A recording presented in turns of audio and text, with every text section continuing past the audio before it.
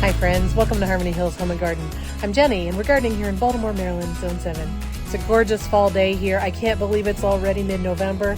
And today's project is to get the last of my plant stash put into their final placement. And I say that I don't include bulbs. I don't have my bulbs done yet, but I do have a stash I need to get in the ground. Let's go do it.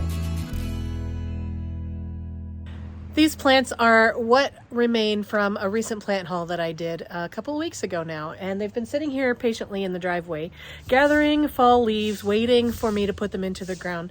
We went out of town for a little bit, and now we're back, and it's a beautiful day. Let's get these into the ground.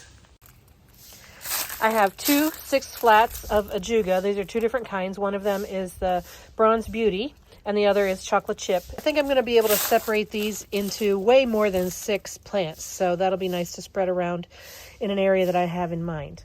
I've got a bunch of white pansies with a little bit of pink marking on them here and there. Not pink, purple, I guess. There it is.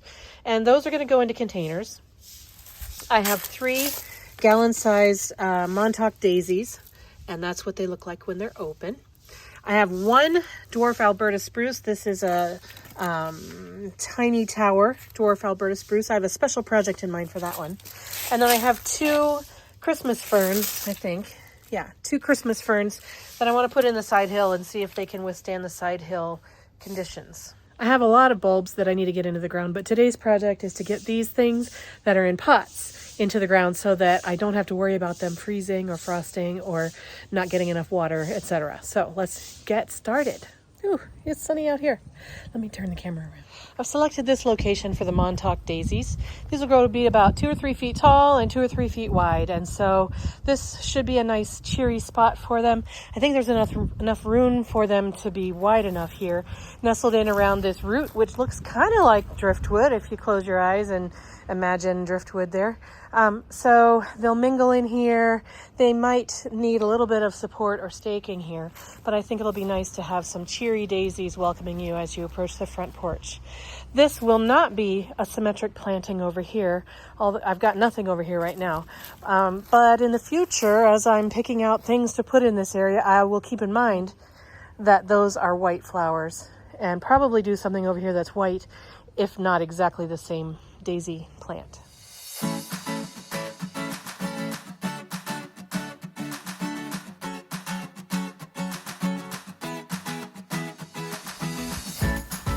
So these are Montauk Daisies. This is what they look like on their tag. And they are hardy in zones 5 and below, 5 and south. They grow to be 2 to 3 feet tall and 18 to 24 inches wide. And otherwise they're pretty normal. So I planted them with my normal methods, which I always use, which is biotone in the hole. And yeah, they should be easy enough. Whichever of you commented that these pansies and violas were going to be deer and rabbit breakfast, lunch, and dinner, you're absolutely right. They've come through and pulled them up by the roots and eaten all the flowers off of them. So I am just going to continue to try to get them back in the ground, get the wild onions out from around them, and spray them and see if they'll bloom, or maybe if not blooming over the winter, at least grow roots so that they'll come out and bloom in the spring. That's my ultimate goal, but we'll see. I'm planning to plant these Ajugas here on this side hill that's between our driveway and our backyard along this fence. We have trouble here with erosion. When we moved in here, it was covered with ditch lilies, those orange Hemerocallis fulva, I think. I don't remember the Latin, but just the common ditch lilies. And we've been taking them out, but what that does is it leaves the ground bare, and that leaves it open to erosion. And so I'm going to try to weed out some weeds and put in some Ajuga here, and we'll see if that will take hold and maybe help with the erosion problem that we have here. Now in the spring I also planted some violas and they did well, but those are annuals, but I'm hoping that they self-seeded and that we'll have violas coming up in between these Ajugas over the coming years, with any luck. When I move away the leaves here, you can see the bare soil.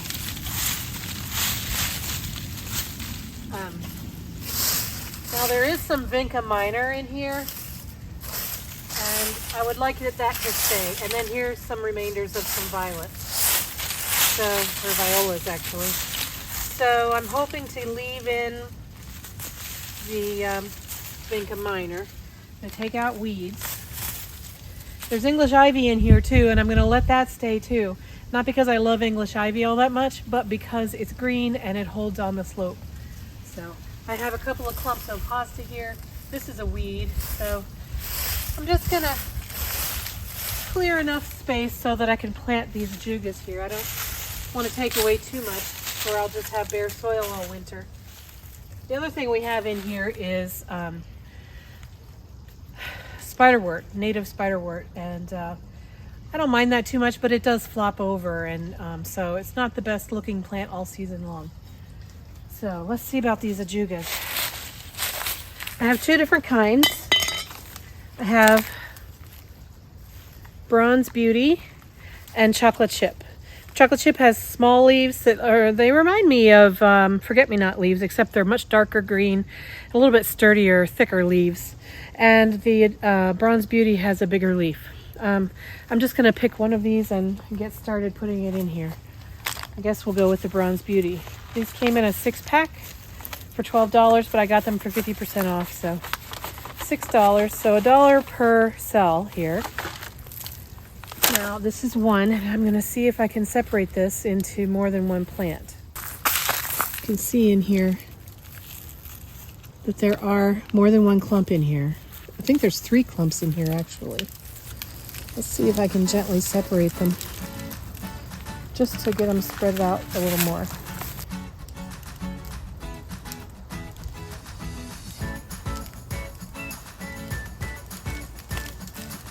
There's one.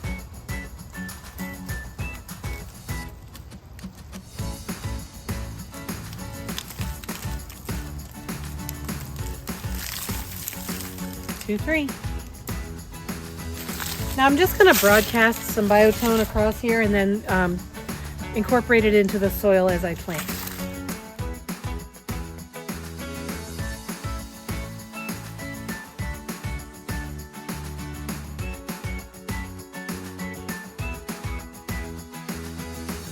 Alright, and I'm just going to repeat that process for the other 5 cells in this pack.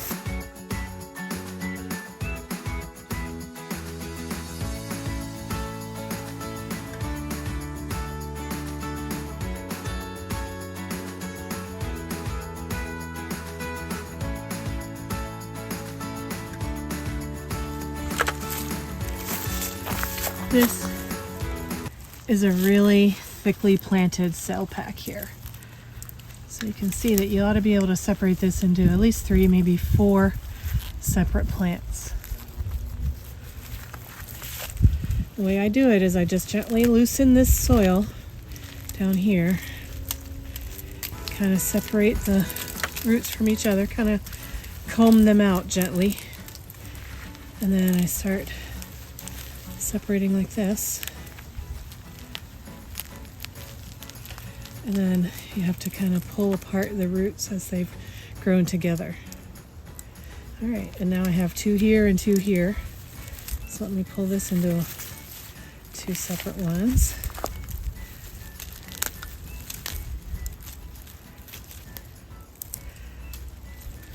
There we go, and now these can come apart.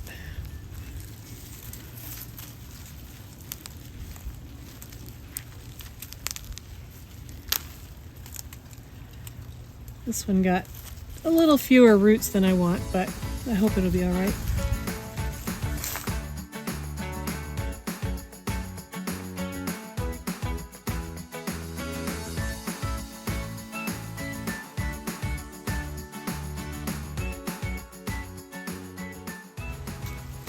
All right, that is all of the Bronze Beauty in this area to the left of this hosta. So now I need to find spaces for the chocolate chip.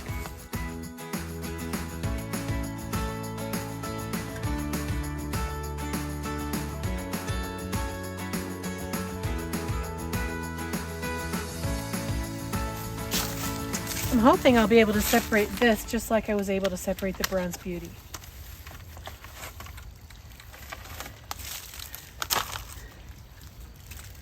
This one has a slightly different growth habit. It has a lot more stems coming up out of it than the Bronze Beauty did. I think if I were interested in doing so, I could probably separate every single one of these stems into its own plant, but I don't think I'm going to take it down that far. I'll probably just make each of these into 2 or 3 separations.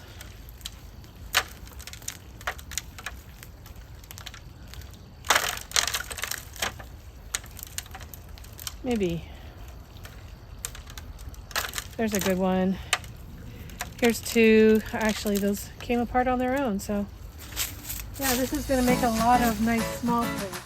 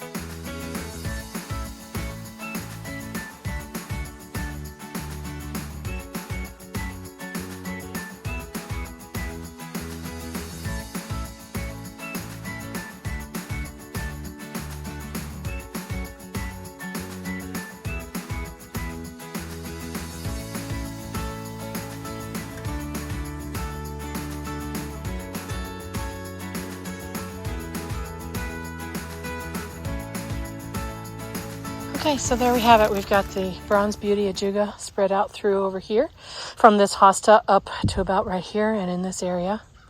And then we have the chocolate chip spread out around in here.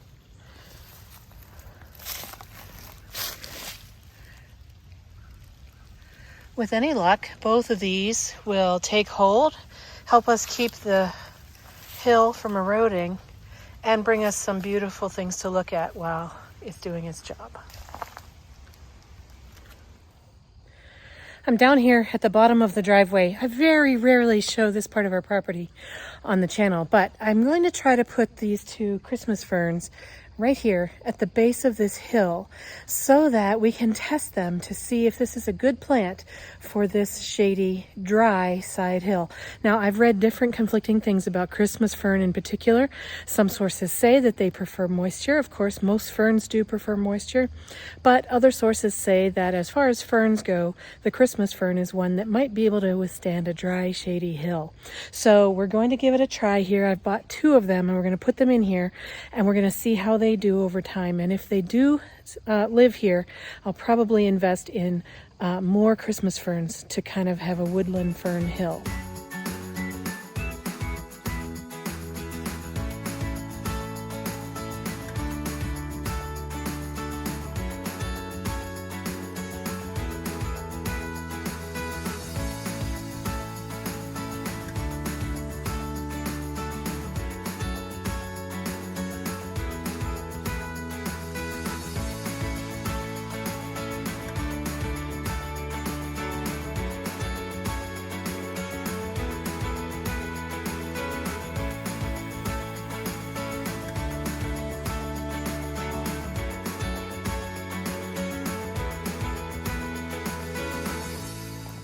I've got the 2 Christmas ferns in the ground. One is here and one is there. And I went ahead and left their plant tags with them so that I'll be able to see them if they get lost amongst all the rest of the vinca, English ivy, and who knows what else is down in here. Now these are right at the base of this mulberry tree and at the bottom of this big hill. And that's an elevation change of about 10 to 12 feet from down here up to the top of the hill. So I'm thinking putting them at the bottom of the hill is a good test, because if they can't survive down here, they definitely won't be able to survive up there. As you know, on a dry, shady hill, water will run down the hill, and so the top part of the hill will stay drier than the bottom.